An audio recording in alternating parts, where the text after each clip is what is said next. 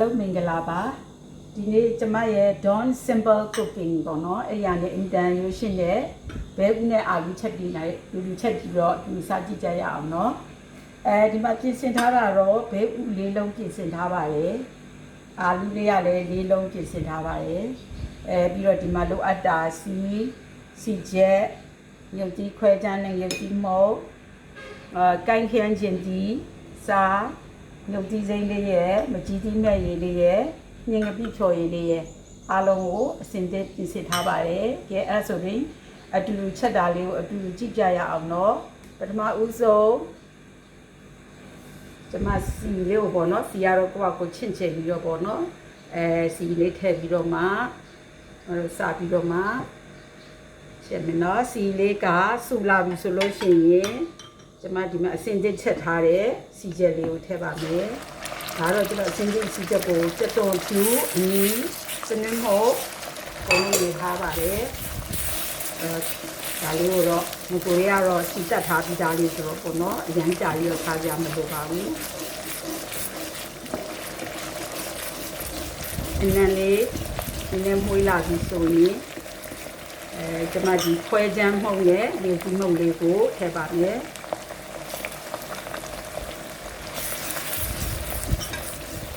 ခွဲချမ်းလေးကတော့ဒီမိသက်တဲ့စားရတာပို့ပြီးတော့မှပေါ့နော်ရောင်လေးလည်းလှ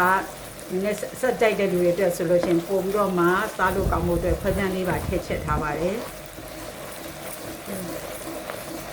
နည်းနည်းမွေးလာပြီးမြုပ်ကြီးလေးတွေလည်းစင်ပြေလာပြီဆိုရင်ဒီမှာဒီကိုင်းခန်းချင်းကြီးလေးကိုထည့်ပါမယ်ကိုင်းခန်းချင်းကြီးလေးတွေကဒီမှာအနှစ်အနေနဲ့ဆိုရင်အရင်ကောင်းပါလေ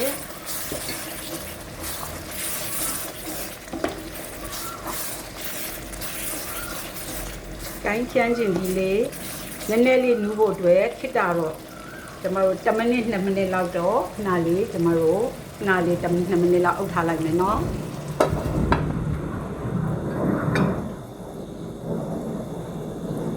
ရမ်းချင်းဒီအနှစ်လေးတွေအတော်အကျဉ်းစပြီးတော့နူးပါပြီဒီဆိုရင်လည်းလောက်တော့ထပ်ပြီးလိုက်ပါမယ်ရှင်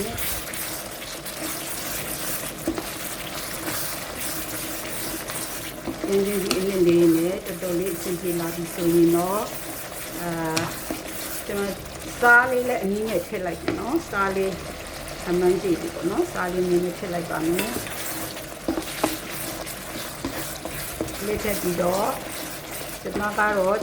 အာလူးလေးကိုညှိထည့်ပါရစေအာလူးကိုညှိထည့်လိုက်ပါတယ်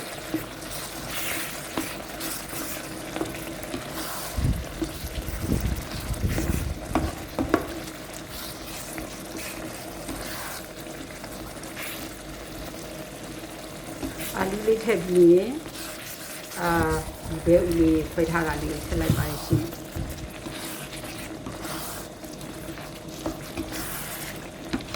အာလူကလည်းတခြားပြုတ်ယူပြီးသားဖြစ်တဲ့အတွက်ကြောင့်မလို့အကြာကြီးချိန်ဆောင်ကြမလို့ပါဖြစ်ဒါအမြန်ပေါ့နော်လုံတဲ့နည်းလေးဖြစ်ပါတယ်ပြီးရင်ကျွန်မဒီမှာမြင်ငပိရည်လေးအနည်းငယ်ထည့်ပါမယ်လေးလေးပင်လေးနဲ့အရသာလေးနည်းနည်းပိုရှိသွားအောင်မြင်ငပိရည်ထည့်ပြီးရင်မကြီးရည်လေးကိုထည့်ပါမယ်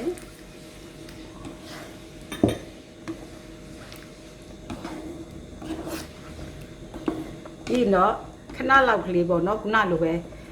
ပွက်ဖို့အတွက်2မိနစ်3မိနစ်လောက်ကျွန်တော်တို့ခဏလေးပြန်အုပ်ထားပေးပါမယ်ရှင်ဒီအာလူနဲ့ဘဲလေးကအစင်တစ်ဖြစ်လောက်ပြီးဆိုရင်ငါငရုတ်တီးစိမ့်လေးတွေနည်းနည်းလေးထည့်လိုက်ပါမယ်ရှင်မွေးဝအောင်လို့ပေါ့နော်မွေးသွားအောင်လို့ဒီစီစိမ့်လေးတွေထည့်လိုက်ပါမယ်အခုဆိုရင်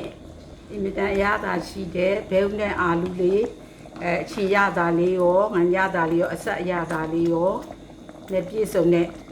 ဘဲဦးနဲ့အာလူဟင်းလေးပေါ့နော်မိသားစု4-5ယောက်လောက်ကအေးစစ်စစ်စားလို့ရပါတယ်ဟင်းအရင်နှစ်ကလေးနဲ့ကြဲကြဲလေးချက်မယ်ဆိုရင်လည်းရတယ်ဒါမှမဟုတ်စီပြန်တဲ့အထိထားပြီးတော့မှချက်လည်းရပါတယ်ရှင်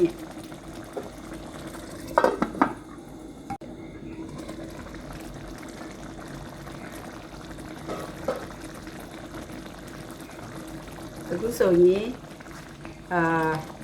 ဘဲဦးနဲ့အာလူချိုချီဟင်းလေးပေါ့နော်အချင်းလေးဟင်းလေးနဲ့ စားလို့ရပါပြီရှင်မိသားစုများတဲ့အိမ်အတွက်ကိုအထူးပေါ့နော်ပုံပြီးတော့မှသုံးဝင်ပါလိမ့်မယ်ဒီမှာအရေးအနှစ်တွေအများကြီးဆိုတော့ကလေးတွေအားလုံးစမ်းပြီးတော့ပေါ့နော်မိသားစုပြီးတော့အားရပါရဘဝစားနိုင်ပါတယ်ရှင်ကဲရပြီဆိုရင်ကျွန်မဒီခွက်ထဲမှာသုံးဆောင်လို့ရပါပြီ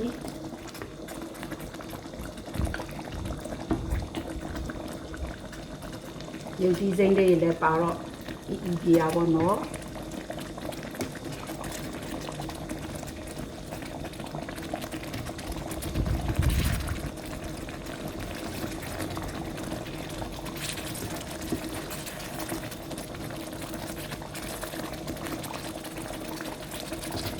အခုဆိုလို့ရှိရင်မိသားစု၄-၅ယောက်လောက်အလုံးဝပြီးတော့အတူအားရပါရစားလို့ရတယ်ဘဲဥနဲ့အာလူဟင်းလေးဖြစ်ပါတယ်ရှင်အလုံးအဲ့လိုပဲဆက်စားကြည့်ကြပါနော်အလုံးမင်္ဂလာပါရှင်ကျမရဲ့ဒီ channel လေးကိုလည်းsubscribe လေးတွေလုပ်ပြီးတော့ share ပေးကြပါလို့မေတ္တာရပ်ခံပါတယ်အလုံးနှုတ်ဆက်ပါတယ်နော်မင်္ဂလာပါ